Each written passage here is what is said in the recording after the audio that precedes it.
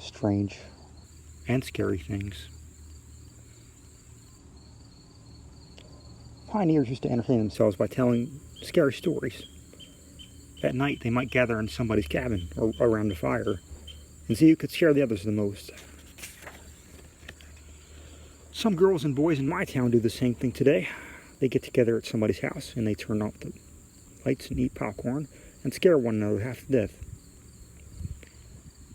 Telling scary stories is something people have done for thousands of years.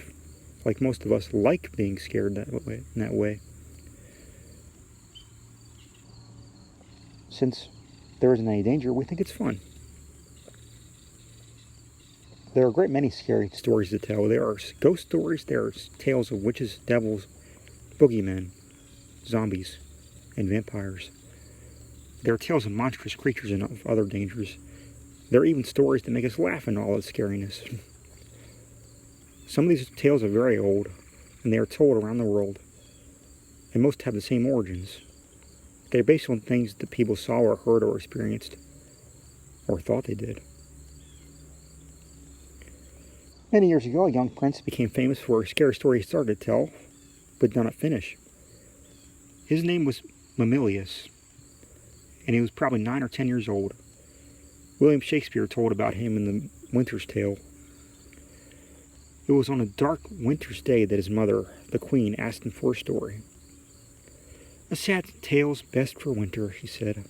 "I have one of sprites and goblins." "Do your best to frighten me with your sprites," she said. "You're powerful at it." "I shall tell it softly," he said. "Yon crickets shall not hear it." And he began.